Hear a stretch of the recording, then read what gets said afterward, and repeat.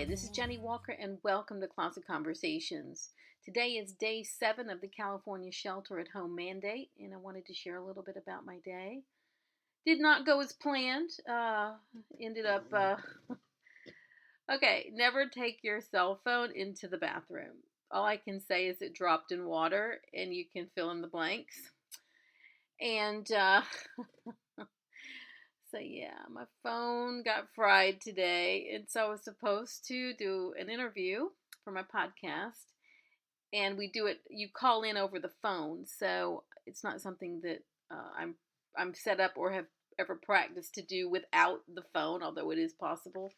So I had to cancel and reschedule my podcast for today, and run around freaking out trying to get my phone to work, and I ended up finding my old iPhone 4, and I'm like, oh, this is great. I'll just put the old SIM, put the SIM from the new one in the old one and all that kind of thing. So I go to the folks who repair cell phones in Pasadena, and they're right across from our store, and they're open. And I went in there, and he's just like, oh man, he goes, you have a novelty phone. I'm like, what's a novelty phone? He goes, these old phones don't do anything. They don't do anything but you can dial a number. Nothing works on them. And sure enough, I had tried to update all the old apps that were on there. I mean, they were so old, like the image of the apps has completely changed since then. And I wouldn't take Instagram, wouldn't take anything. And so he says, these phones aren't compatible with anything that's out now. And so he says, the only thing we can do is get the number to work. But he says, you need a SIM card adapter to make your card from your new phone fit into your old phone. So, like, okay. So, needless to say, I left my new phone that had gotten in water with the repair people in there drying it out, and hopefully that will be working tomorrow. And I learned that my old phone, it's time to get rid of it because it has no value. So, yeah, I mean, that's so old that, it's interesting. I've had so many other phones since then, 5, 6s, 7s, but I've lost them all. They've either been lost or stolen over the years, and that's why I don't actually have one in my hand, because I'm always, they always seem to get lost and stolen or whatever. So I've always just gotten the next phone, and I didn't have another one behind it. So this one phone, I just kept hanging on to it. I don't know why, but now I know it's a novelty phone. It's no good. So at least I learned that today. So the iPhone 4, time to put it on eBay because it has no value. So I didn't have my phone today, so that really threw me off. So I learned to messenger my business partner through Facebook app and a couple of people through the Facebook messenger system, and alerted people to my situation today. So needless to say, that got me off to a really funky start. So that's what was going on today. So I did make one trip to the post office today, and I did walk there, and there was a lot of people this time. So instead of waiting in line like I normally do to get my receipt, I walked directly to drop it off in the corner and walked right back out because I didn't want to be around all those people, and it just wasn't necessary. And as we all know, in this moment, the number of infections of COVID-19 continue to rise, and the deaths continue to rise. So I don't want to be out at all. So I didn't go out to lunch. I came home and made my lunch and, took care of things here. And yeah, so I was unable to take any photographs today because I had no camera.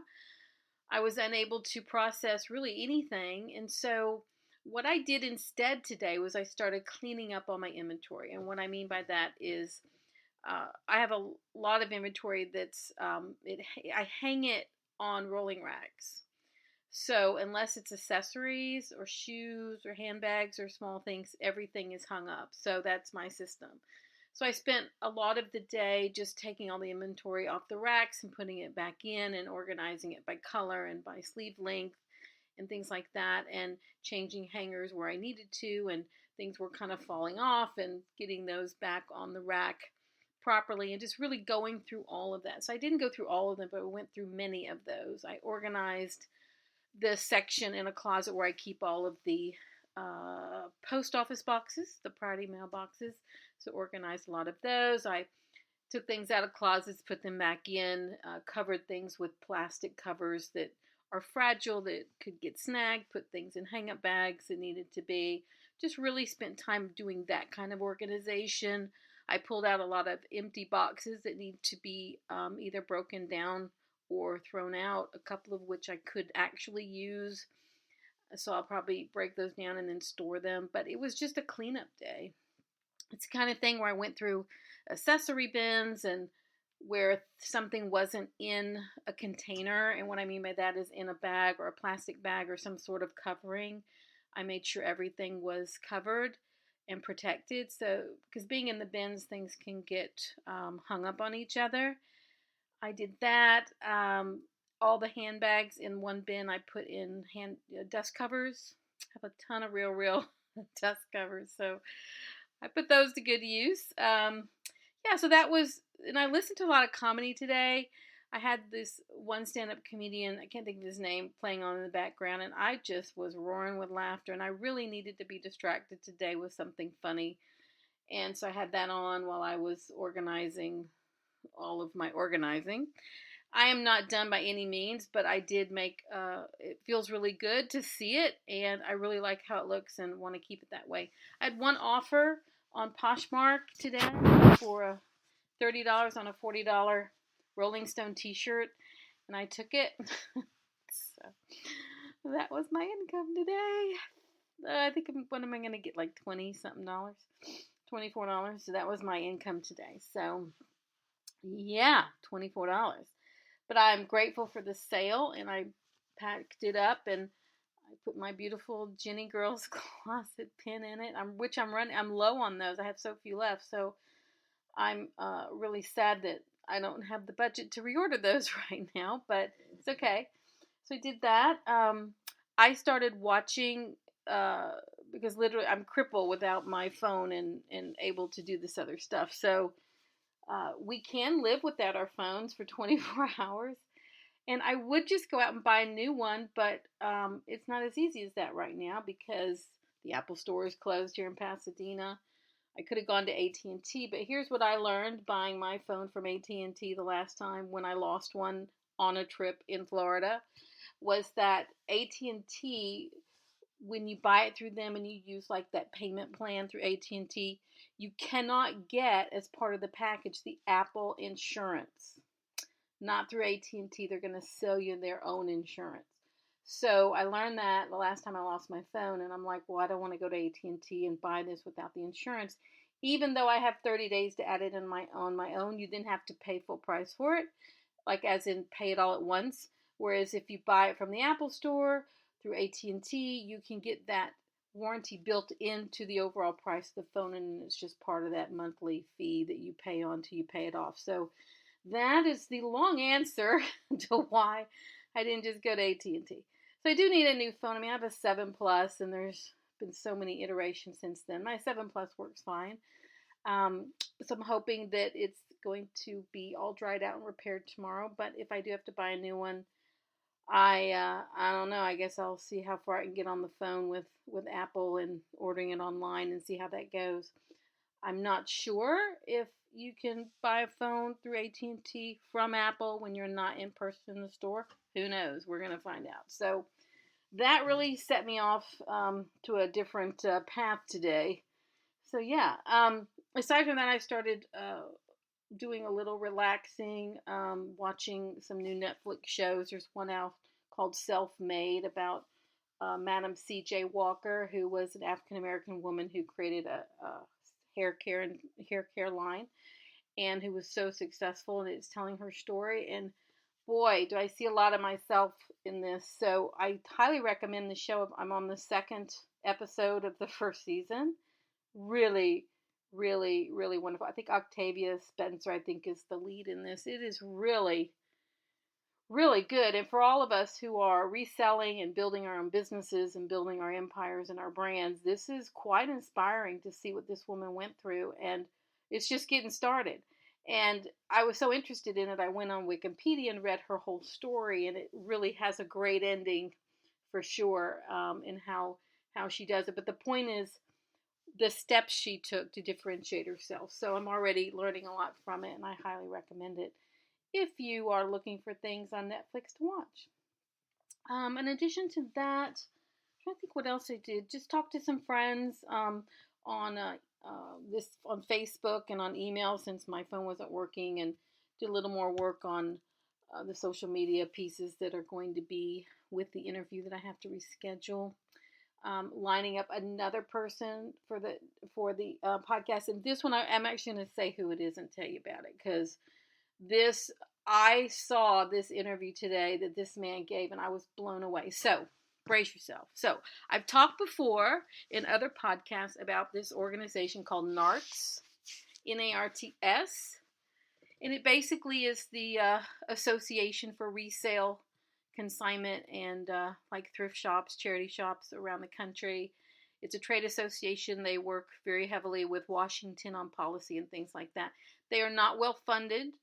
So if anybody's looking for someone to fund, they could certainly use the funding. It's a small group, but very important. And one of their board members was doing this. He's been doing these live videos to talk to all of the consignment shop owners about what's happening right now with everything around this COVID-19. The consignment shop owners about this new bill, that's this $2 trillion bill that's going to go through.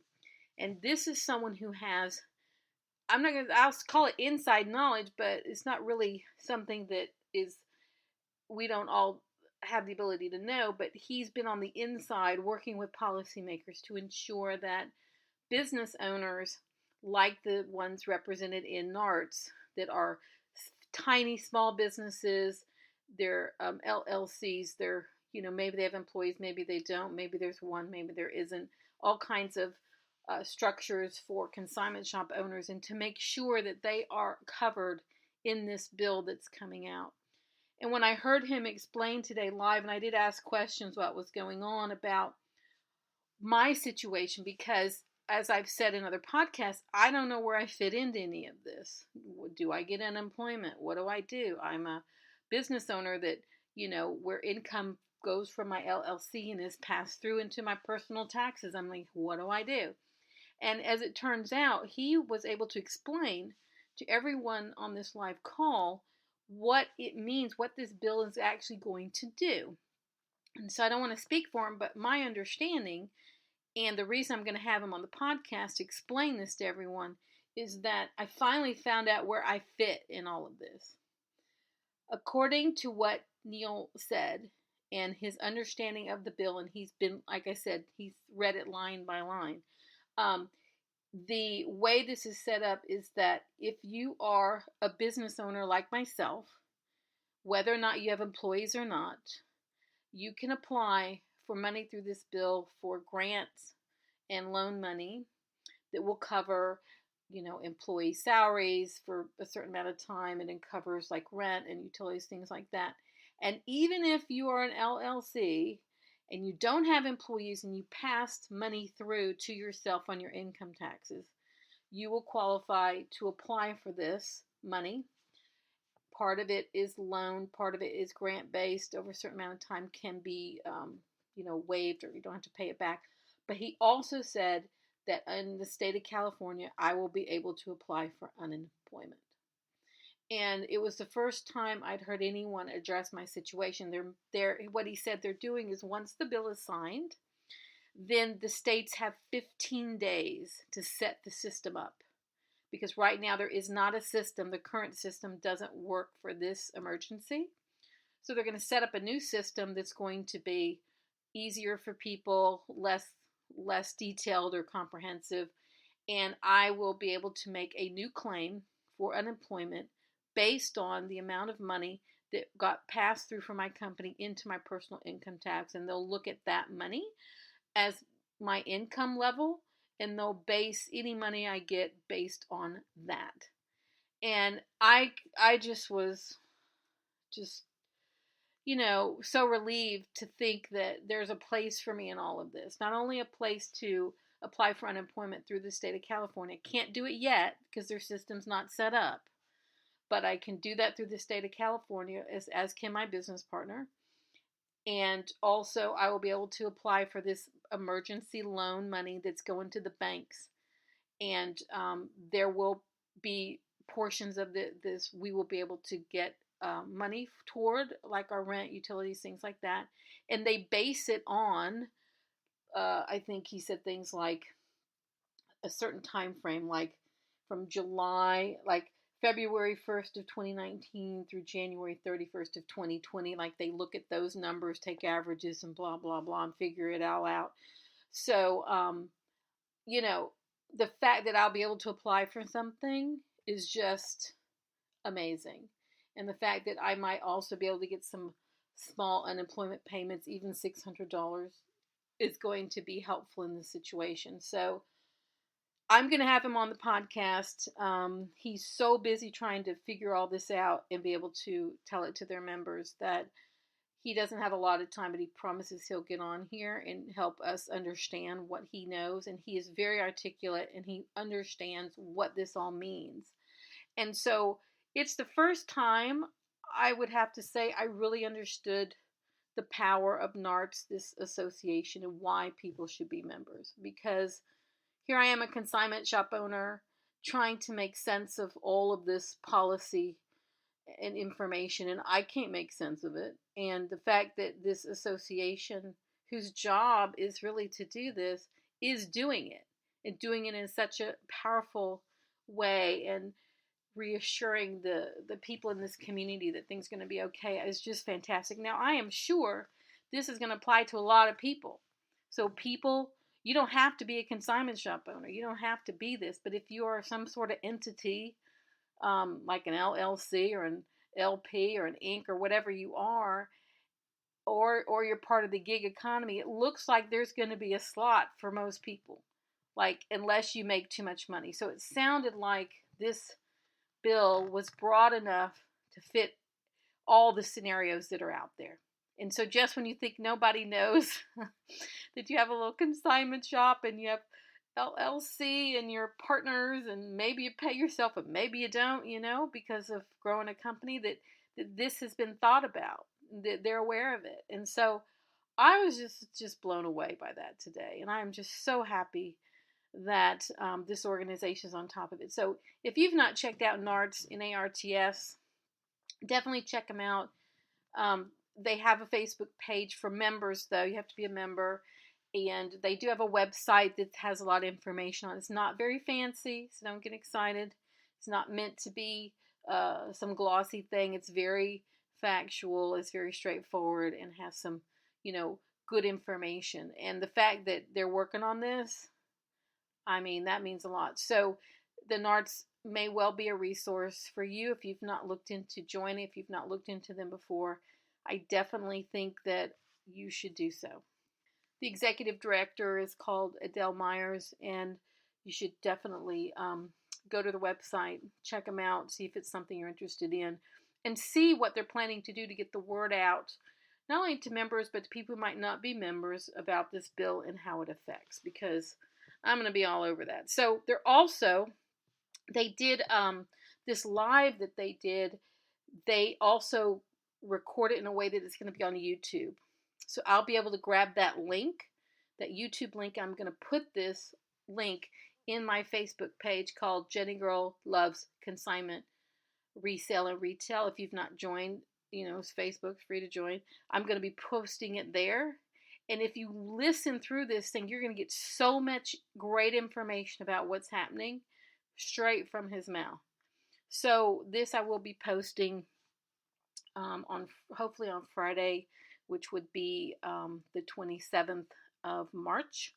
So look for that. Please join that group if you haven't joined, because I know I got so much out of it. I'm just so excited to share it with people that I know who've been wondering if there's a slot for them in all of this. And apparently there is. We can take a minute, we can relax and know that in this bill that there's a slot for basically everyone, unless you make too much money or you can't be found. So that is huge. And the other thing he did is he talked about kind of the point of this is basically it's a stimulus to basically get the economy going, put money in people's hands so they can buy stuff and get money circulating again. So I think that's great. So yeah, So that was a really, really great part of my day. So aside for that, I don't really have anything else to report. And I'm sheltering at home. I'm staying inside. I am not going outside unless I don't have to. I've been still eating the same groceries I bought a week ago. I've had no fast food, no Chipotle, no Chick-fil-A. Haven't been to any of these, my favorite places. No pizza, Just been eating at home, and, I'm fine. I'm fine. So, yeah, I'm going to get through this. So, you are too. So, we're all going to get through this. So, that was my day. So, that was my day 7 with the California shelter at home. I feel really good. I was inspired by what I learned today from the good folks at NARDS, and tomorrow my hope is I will have that posted and I will have my cell phone back and I can get my podcast going. Also, I have signed up for a host to be a Poshmark coffee, virtual coffee, like a Posh and Coffee event that's coming up. They have them all over the country. If you search online on Poshmark under events, you'll see the ones in your area. But I am hosting one for Pasadena. That will be Saturday morning from 10 to 10:40. It's free. There is a Zoom link and a Facebook page on that. If you can find that, you'll be able to find this thing. I have no idea if anyone's showing up. I have no idea what I'm going to do, but there's an agenda. It's basically just to get people together virtually and to talk through the same kinds of things you would have done if you were in person. So I'm recommending that to you as well. So you can definitely check that out on Facebook. I also had a couple of new subscribers to my YouTube channel. So if you haven't subscribed, definitely check that out. It's Jennie Girl's Closet on YouTube. I will be getting back to getting those videos out as soon as I figure out how I'm going to do that without getting shut down by the bots.